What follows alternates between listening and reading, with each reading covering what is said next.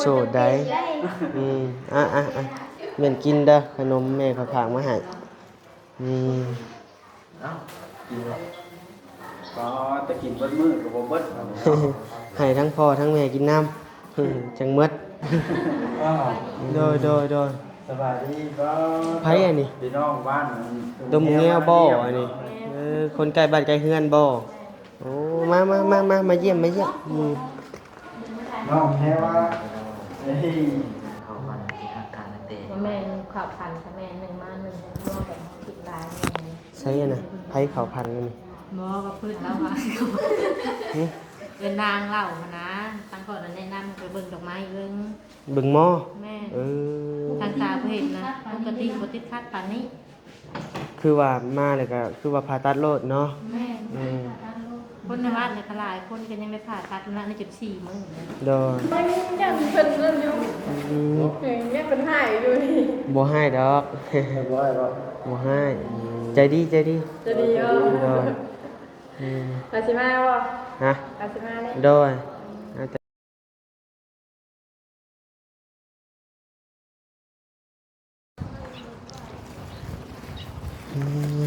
พี่น้องเอ้ยเปิดคลิปเปิดภาพมาตอนเช้ากะอยู่ห้องหมออีกแล้วเส้นเก่าเส้นเดิมพี่น้องเอ้ยบ่ได้ห่างหายไปจากห้องหมอหลายมื้อพี่น้องเอ้ยอยู่แต่ห้องหมอเนาะโอ้พี่น้องเอ้ยห้องหมอนี่ก็กว้างนะพี่น้องเอ้ยกว้างเติมหนึงอยู่แต่ว่าอันนี้เป็นตึกแผนกพระนอนเนาะเป็นฉุกเฉินนะพี่น้องเอ้ยเกิดอุบัติเหตุนั่นนี่พี่น้องเอ้ยผ่าตัด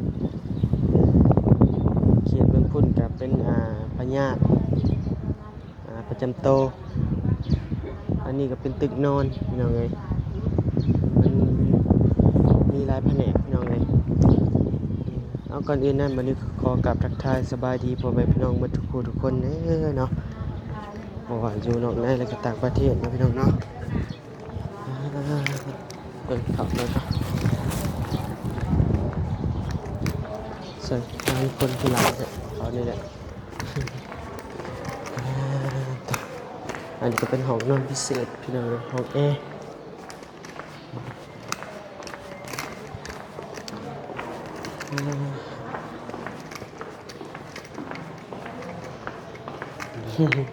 สบายดีเด้อ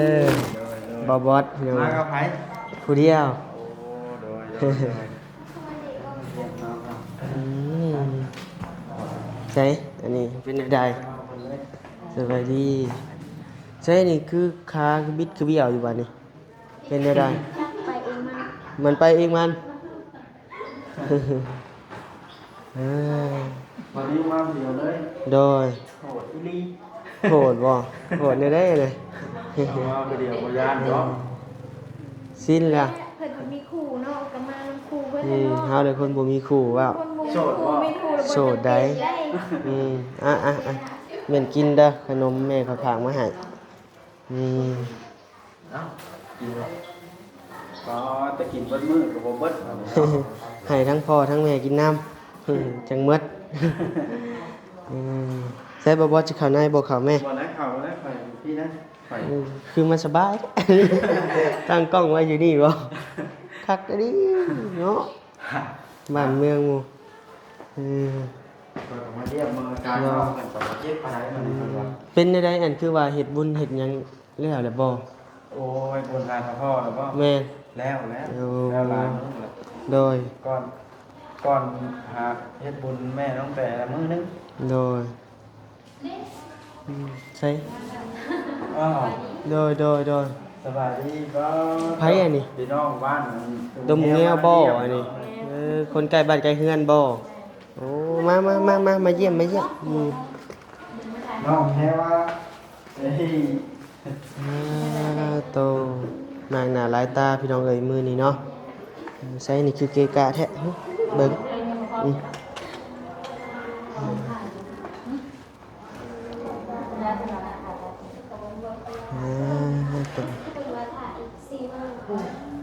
เพิ่นบ่ได้มากวดอาการเบิ่งบ่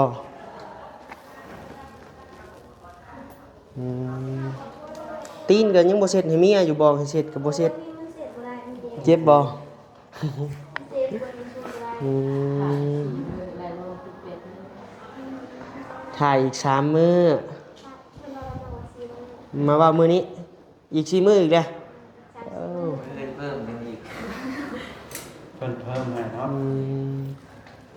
เดี๋ยวเบิ่งจังหน่อยจังสิไป ลูกจัก โอ้ลมน้ำชันหมอใหญ่เพิ่นเพราะว่าทางไอ้เตียงทางมาบอกว่าโอ้ลมเบิ่งแลนเบิ่งแนวว่าซั่นก็เลยว่าทางมื้อนี้สิเข้าไปเบิ่งทางหมอใหญ่ก่อนจักเล็กจักหน่อยนะพี่น้องเนาะนี่แหละอยากเร่งมันผ่าตัดไว เบิ่งในคลิปเลยเห็นครบถั่วแล้วป้าถั่วก็ใช้หมดเลย ๆใช้อันทางพ่อจะได้ไปใส่แหละ ว่าวกับดอกเป็นอยู่ อืม ดอกเป็นอยู่บ้านบ้านนาโอ โดย เคยบางกล้องเรื่อย มันตะเข็บสินะมันเห็นมัน ๆ ก็ ก็นอนกับรับ บางเนาะบางเนาะก็ไปซื้อนะ รับของปุ้งบ่ หา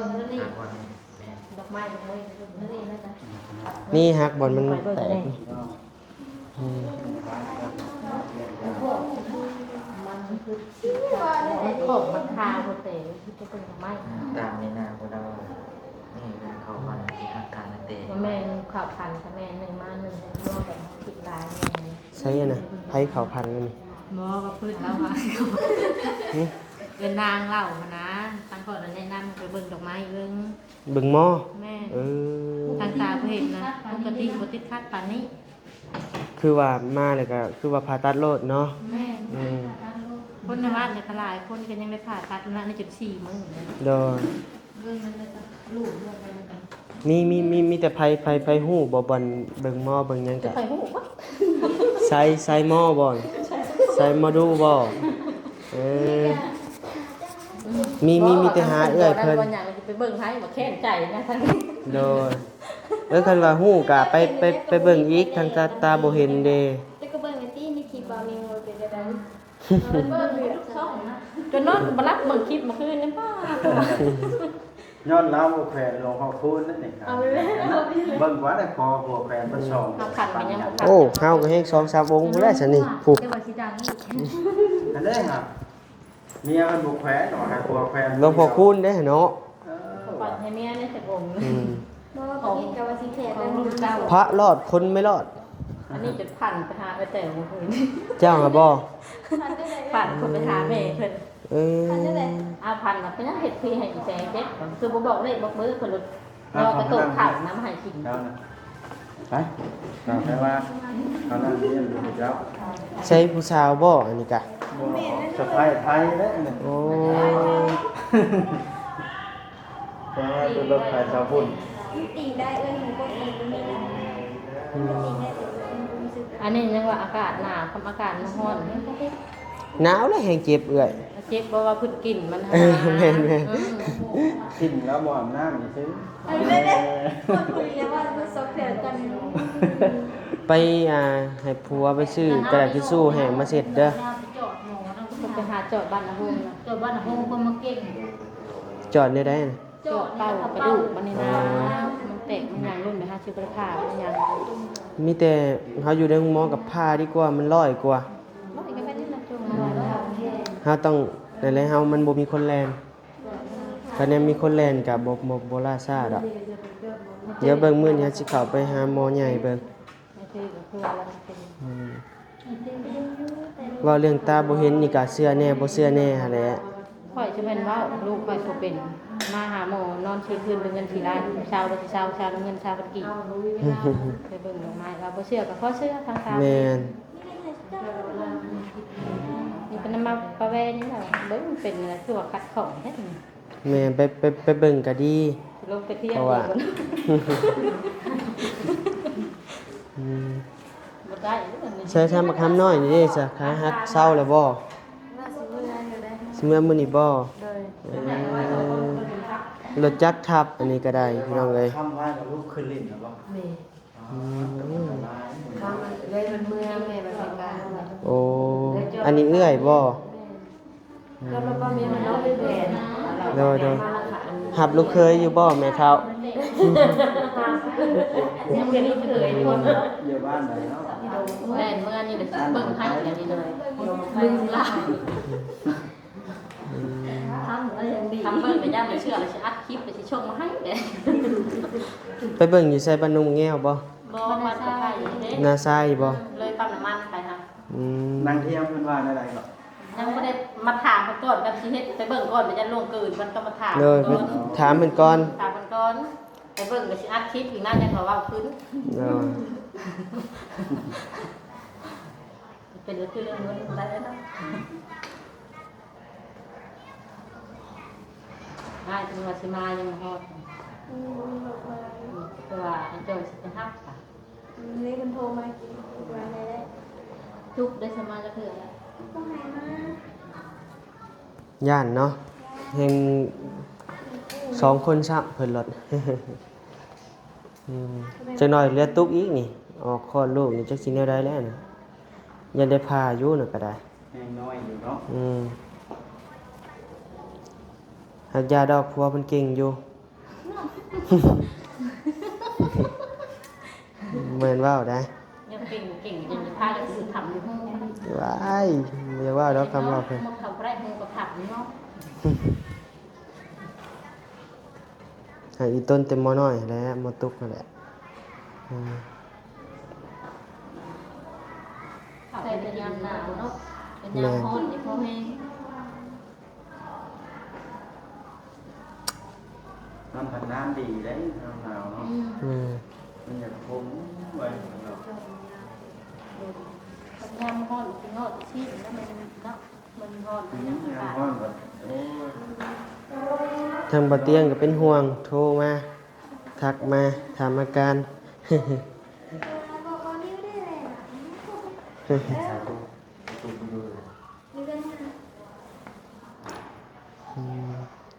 แล่นก็แล่นได้อยู่แต่ว่าเรื่องเงินเรื่องคำนี่แหละจักมันสิแนวใดหันนะยันมันบ่พอข่อยนะแต่ว่าได้ยินจากปากบ่เตียงกะกล้าอยู่บัดนี้เดี๋ยวสิเบิ่งก่อน ศูนย์ ผัวนอนข้างๆบ่คืนนี้ นอนทับแหลกตัวหนึ่งมันคือนอน เพิ่นนอนอยู่นี่บ่เอ้ยจังหน่อยก็ตีกันลงเตียง ระวังนะที่จะระวังคือกระทับนอนคือเฮ้ยไปนอนอยู่พุ่นอ่ะเฮ้ยรู้ว่าเสียอันนี้ไอ้ยังสวยร่วมไปก็เตรียมไปรับเอง ตัวเดียว ผัวก็ได้อาบน้ำอยู่บ่ผัวสักแห้งหลายมื้อจังนี่ฮะ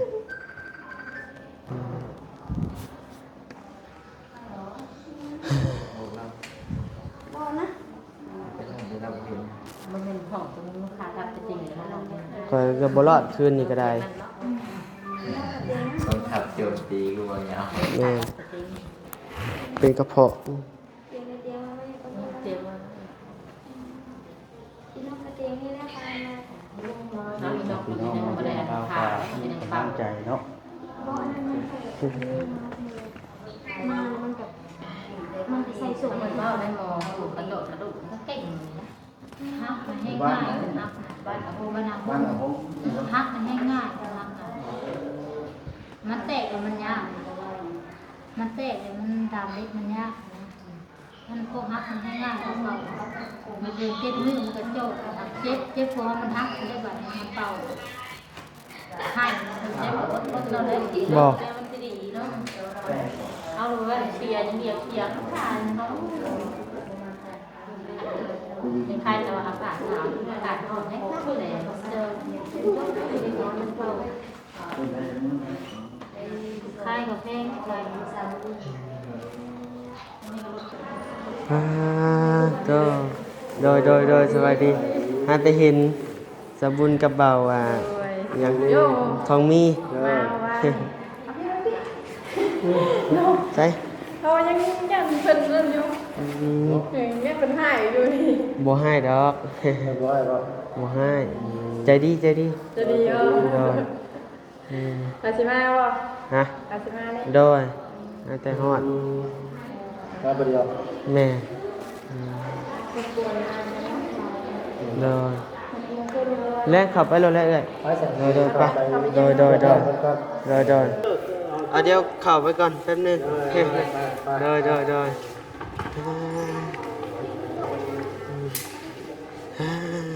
เป็นได้ ต้องได้รอเด้อ ประมาณ3 มื้อ เพราะว่าด็อกเตอร์เพิ่นยังขับไปร่วมอยู่ ยังว่ายังลาบ่ได้เหม็นเด้บ่อาบน้ำนี่เนาะ อาจจะกับมินก็โอ้ยแล้วสาวันนี้เนาะ อดแล้วว่ะเห็นได้มันอาบบ่ได้วะ มาก็ไปกิน มาผู้เดียว กินแล้วบ่ข้าวกำยัง กับยังวะใส่กรอก ออกไปซื้อเอาบ่หรือว่ามีคนมาฝาก มาเลี้ยงเกาะ บ่าวมาใส่มาฝากบ่ชมเชย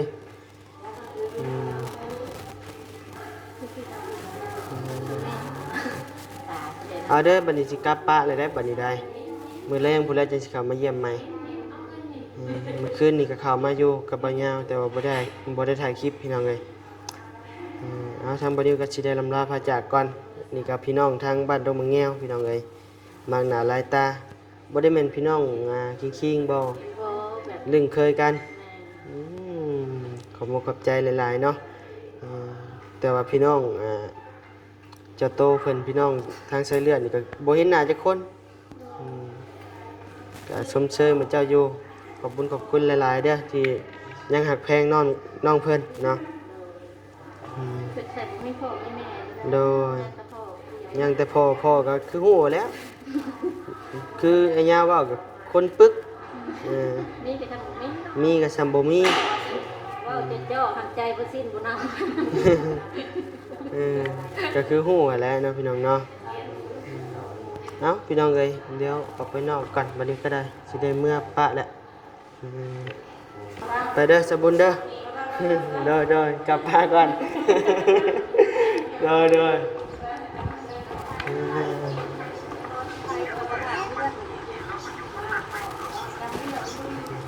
ไปพี่น้องเอ้ยออกมาฮอดนอกก็คือว่าโล่งหูโล่งตาเนาะแหละพี่น้องเอ้ยเอาเนาะทางบ่นิวก็สิได้ลำลาพาจากพ่อแม่พี่น้องเพียงสนิทเด้อพี่น้องเด้อเนาะเดี๋ยวสิเดินทางไปเวียกไปงานก่อนจักสิไปทางใดแหละพี่น้องเอ้ยเงินน้องไฟฟ้าบ่หรือว่า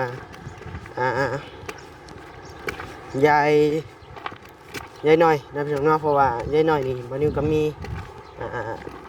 อันนี้สิได้เมื่อเอาไปฝากแล้วนะพี่น้องเนาะเพราะว่ามีทางผู้ใหญ่อยู่ซิโนนี่แหละเป็นเจ้าของห้านอย่างอาซีห้านอาซีนี่ก็ชื่อว่าห้านซ่อมแปลงรถนะพี่น้องเนาะอยู่ในเซโนเฮานี่แหละพี่น้องเอ้ยโดยเนาะอยู่ดีมีแฮงเด้อพี่น้องเด้อเนาะความเจ็บบ่ได้ความไข้บ่มีปรารถนาสิ่งใดขอให้ได้สิ่งนั้นสมความมุ่งมั่นปรารถนาจะเจ็บจะจนลำรวยๆเด้อพี่น้องเด้อเนาะโดยบ๊ายบาย